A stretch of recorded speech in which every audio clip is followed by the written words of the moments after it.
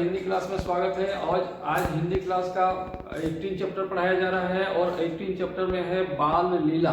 बाल लीला का मतलब है कि बच्चा जब खेलता है तो उसकी लीलाओं का वर्णन किया जाता है। तो उसकी लीलाओं का वर्णन तो सामान्य आदमी का लीला का वर्णन तो नहीं होता है, कोई महापुरुष होगा, कोई बहुत बड़ा शख्सियत होगा, तब जाकर उसका वर्णन होता है। तो हम चलते हैं भक्ति काल में। भक्ति काल में जो है सूरदास, तुलसीदास, मीराबाई ने कुछ राम और कृष्ण के जो है सो उसका बाल रूप का वर्णन किया है, बाल लीला का वर्णन किया है। तो उसको हम लोग देखते हैं आज चैप्टर 18 में क्या कह रहा है। इसमें आपको 7 क्लास का आज चैप्टर जो है 18 पढ़ाया जा रहा है। एक चैप्टर और होगा 18 और 19। तो इस तरह से हम लोग देखते हैं कि यहाँ पर बाल लीला का वर्णन जो है सो सूरदास, तुलसीदास और मीराबाई का है। इसमें कहा पहले बाल लीला है सूरदास का। सूरदास का है तो यहाँ लिखा है कि मैया मोरी मैं नहीं माखन खायो, भोर भये गयन के पाछे मधुबन मोही पठायो। जब उस गांव की महिलाओं ने शिकायत किया, गोपियों ने शिकायत किया कि कान्हा जो है, वो कृष्ण जो है, आपका जो बच्चा है वो हमारे घर में आकर के माखन चोरी करके खा जाता है। तो शिकायत जब गया तो उसका सफाई दिया कृष्ण ने। बाल रूप में जब छोटे थे कृष्ण तो उन्होंने सफाई दिया कि मैया मैंने माखन नहीं खाया, किसी के यहाँ चोरी नहीं की मैंने। भोर भयो गयन के पाछे मधुबन मोह पठायो। जब भोर हो जाता है तभी तो गायों को लेकर के मधुबन हम चराने के लिए चल जाते हैं। तो घर में कब रहते हैं, और घर में जब रहते हैं नहीं तो माखन हम चोरी करेंगे कैसे, खाएंगे कैसे। चार पहर बंसी बट भटकयो सांझ परे आयो। और 4 पहर मतलब है कि वहाँ सुबह से शाम तक तो 4 पहर मतलब 8 पहर होता है, पूरी 24 घंटा में 8 या 24, तो जो है 8 पहर होता है। सिर्फ 4 पहर तो हम वन में ही रहते हैं, गायों के पीछे ही रहते हैं, गायों को ही चराते हैं और बंसी बजाते हैं। तो जब हम शाम को लौट करके आते हैं तो आप कहिए कि हम किस समय मक्खन खाए, अर्थात मैंने मक्खन नहीं कहा। और अगर मान लीजिए कि आप ऐसा भी मान लेते हैं तो मैं बालक बहियन को छोटो छीके काय के विधि पायो। अब देखिए मेरे हाथ भी छोटे छोटे हैं और जो दही की हंडी है थोड़ा ऊपर में है, तो हम कैसे वहां से छुएंगे और कैसे उसको तोड़ के लाएंगे या कैसे उसको खाएंगे। इतने बड़े बड़े हाथ तो मेरे हैं नहीं। तो जो छोटे छोटे हाथ हैं तो हम इन छीकों को, इन घड़ों को कैसे छुएंगे, यानी दही की हंडों को कैसे तोड़ेंगे, कैसे लाएंगे और कैसे खाएंगे। यानी मेरी बात छोटी छोटी है और दही की हंडी से हमसे बहुत दूर है, इसलिए हम उसको नहीं खा।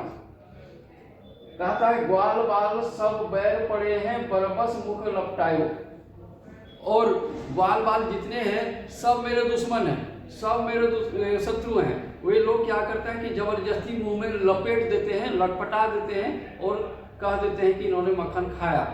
मुंह में लगा हुआ है, मक्खन लगा हुआ है, जरूर लगा हुआ है, खाया तो जरूर है, लेकिन अपने सफाई दे रहा है कि ग्वाल बाल जितने हैं मेरे दुश्मन हैं, मेरे शत्रु हैं, मेरे अच्छे मित्र नहीं है। इसलिए जबरदस्ती जो है, बरबस यानी जबरदस्ती जो है से मेरे मुंह में लटपटा देते हैं। इससे लगता है कि मैंने मक्खन खाया, मैंने मक्खन नहीं खाया। तेरे जिया कछु भेद उपजी जानी परायो जाओ। हम जानते हैं कि तुम्हारे मन में भी कोई भेद उत्पन्न हो गया है, तुम्हारे मन में भी किंतु परंतु आ गया है। लगता है कि तुम हमको अपना बेटा नहीं मानती है, जिसके कारण से तुम इस तरह से हमको दोषारोपण कर रही कि मैंने मक्खन खाया। यानी आपने भी दोष लगा दिया है हम पर, यानी आप भी मेरी मां नहीं है, और इसलिए जो है सो इस तरह से तुम्हारे मन में भाव उपज रहा है। ये ले अपनी लकुटी कामरिया बहुत नाच नचायो। अब ये जो गाय चराने के लिए ये छड़ी है, ये छड़ी ले लो तुम, ये कंबल जोड़ करके हम जाते हैं, ये कंबल तुम ले लो और हमको नहीं करना है। ये गाय लोग जो है हमको बहुत नाच नचाया, बहुत घुमाना पड़ता है, इसलिए गाय चराने के लिए अब हम नहीं जाएंगे, ये सारा काम तुम्हारा ही रहा, तुम रहो। सूरदास तब भी हंसी जसोदा ले उलकंठ लगायो। अब सूरदास कवि कहते हैं कि ये देख करके उनको अति प्रसन्नता होती है, बहुत खुश होती है कि इतना छोटा बालक कितना होशियार है, किस तरह से बातों में उलझा करके अपनी माँ को मना लेता है।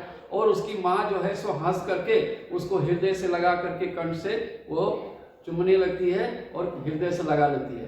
अर्थात छोटा कृष्ण जो है वो काफी नटखट है, और काफी नटखट होने के कारण से वो माखन चोरी करके खाता है, लेकिन वो दाग तक लगने नहीं देता है और कहता है कि मैंने माखन नहीं खाया, हम तो भोर होते ही वृंदावन चले गए, वहां जाकर के गायों को चराए, और बात रहा कि मेरे बाँह भी छोटे छोटे हैं, दही की हंडी तक मेरे बाँह भी नहीं पहुंचते हैं, और तीसरा है कि गांव के जो ग्वाल बाल हैं, मेरे साथी सखा जो हैं वो मेरे बैरी हैं, हमारे दुश्मन हैं, वो जबरदस्ती मेरे मुंह में लटपटा देते हैं। इस तरह से जो है जो हमने मक्खन नहीं खाया। और आपके हृदय में यदि मान लीजिए कि ये भेद उत्पन्न होता है तो आप लगता है कि आप मुझे अपना बेटा नहीं मानती, अपना पुत्र नहीं मानती, हो सकता है कि तुम मेरी माँ नहीं हो। तो ये जब बोलता है उसके बाद जो कहता है कि ये लकोटिया कमरिया जो है, यानी ये गाय चराने वाली छड़ी जो है ये ले लो, और ये कम्बल भी ले लो, आज से हम गाय चराने के लिए नहीं जाएंगे। तब क्या करती है कि यशोदा उसको गले से हंसती है, ये कि कैसा नटखट बच्चा है, और ये गले से लगा करके उसको कंठ से लगा लेती है। इस तरह से ये बाल लीला का वर्णन है, यानी छोटे बच्चे का तुतली बोली कितना प्यारा होता है, कितना सुंदर होता है। अब चलिए आगे चलते हैं। ये बच्चे का ही बाल का ही वर्णन था। सूरदास का तुलसीदास ने राम का वर्णन किया है। राम जी जिस समय छोटे थे तो उन राम के और भी 3 भाई थे, यानी 4 भाई थे, चारों भाई मिलकर के आंगन में खेल रहे हैं, और तीनों रानियां है ना, कौन कौन, कौशल्या, कैकेयी और सुमित्रा, तीनों रानियां आपस में आसपास में बैठी हुई हैं, उन लोग बच्चों का खेल को देख रही है।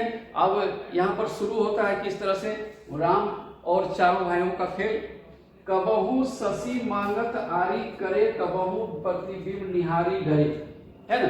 कभी जो है ये शशि मांगत मतलब चंद्रमा को कि ये खिलौना हमको दे दो, चांद वाला खिलौना, असली चांद वाला खिलौना जो है हमको चाहिए, ऊपर से चांद ला करके हमको दे दो, हम लोग इसे खेलेंगे। कभी प्रतिबिंब देखे डरी, प्रतिबिंब मतलब है कि छाया को, जैसे छाया बनता है इस तरह से छाया बनता है, तो उसको देख करके कभी वो डर जाते हैं कि कहीं ये भूत प्रेत तो नहीं है, इस तरह से डर जाते हैं। कबहू कर ताल बजाई के नाचत मातु सबे मन मोद भरे, यानी कबहू हाथ में ताली बजा बजा करके नाचते हैं और खुशी मनाते हैं, और ये सब देख करके रानियां जो है सब बहुत आनंदित हो जाती है, बहुत खुश हो जाती है ना। तो कबहू ऋषियाई कही हटी के पुनी लेत सोई जही लागी अरे, और कबहू गुस्सा हो जाता है बच्चा, उठा पटक देता है कोई भी खिलौना है उसको, और कभी सोने के जैसा नाटक करने लगता है कि अब कुछ नहीं है, वो लोग सो गया है ना। इस तरह से वहीं पर मिट्टी जमीन पर ही लेट जाते हैं। अवधेश के बालक चारी सदा तुलसी मन मंदिर में बिहरे। तुलसीदास कहते हैं कि अवधेश यानी दशरथ, राजा दशरथ के 4 बेटे जो इस तरह से खेल कूद कर रहे हैं और बचपन में हैं, छोटे हैं, तो इनको देख करके अति आनंद का आभास होता है, बहुत ही आनंद आता है, और लगता है कि जिंदगी भर मैंने मन में इसी प्रकार का खेल ये खेलते रहे और हम देखते हैं उनको। तीसरा पद है ये मीराबाई का। मीराबाई ने कहा है, उसने भी श्री कृष्ण के बचपन का वर्णन किया है। उसने कहा कि बसो मेरे नैनन में नंदलाल।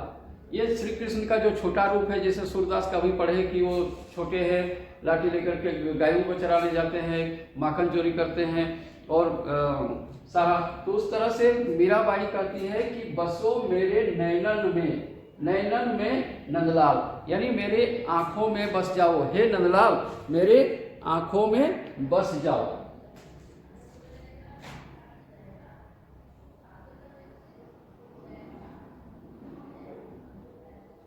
मीराबाई कहती है कि हे नंदलाल, मेरे, नंदलाल किसको कहेंगे, श्री कृष्ण को, नंद का लाल यानी नंद राजा का बेटा, लाल मतलब बेटा, तो मेरे नंदलाल यानी मेरे आंखों में बस जाओ। मुरली मोहिनी मूर्ति सांवरी सुरती, नैना बने विशाल, है ना।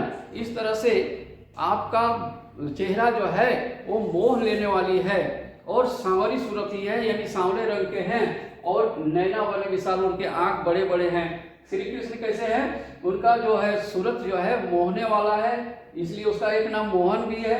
दूसरा है कि सांवरी सूरत, वो सांवले रंग के हैं और उसकी आंखें बड़ी बड़ी हैं। अधर सुधा रस मुरली राजती पूर्व बैजंती माल, अधर मतलब है कि होठ पर जो मुरली है वो मुरली विराजमान है, उसको लगता है कि वो सुधा पान कर रहा है, यानी अमृत का पान कर रहा है। अमृत पीने से आदमी अजर अमर हो जाता है। तो राजती यानी शोभा देता है। उर मतलब हृदय, वैजंती माल यानी बनों के फूलों का माला जो है उसको वैजंती माल बोलते हैं, माला बोलते हैं।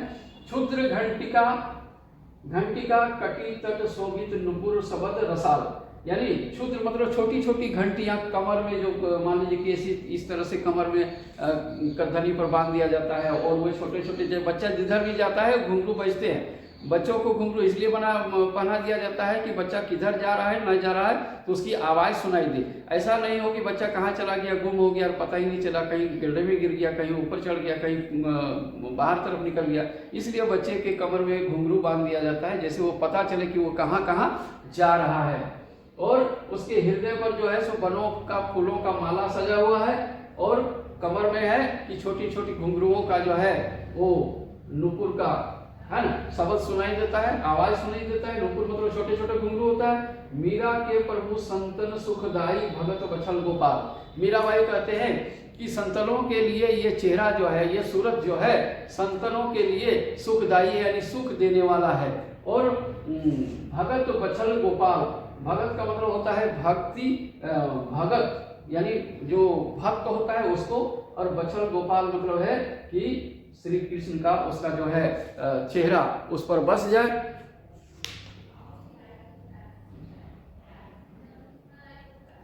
यानी ये छोटे बच्चे का बचल मतलब है कि वात्सल्य प्रेम जो है गोपाल का छोटा रूप का जो है सो उसको हमारे हृदय में बस जाए। यानी मीराबाई कहते हैं कि हे नंदलाल आप मेरे आंखों में बस जाए, आपका चेहरा मेरे आंखों में बस जाए, आपका आंखें बड़ी बड़ी है, आपका मुरली जब आप बजाते हैं तो समझिए कि सुधा रस टपकता है, यानी अमृत का अब वैजंती माला धारण किए हुए हैं, और छोटे छोटे घुंघरुओं का माला पहना हुआ है, कमर में बना, ये बहुत शोभा देता है और मधुर आवाज भी सुनाई देता है। और ये संत को ऐसे दृश्य देख करके, ऐसे चेहरा देख करके संतों का जो है काफी अच्छा लगता है, सुखदायी है, आनंददायी है।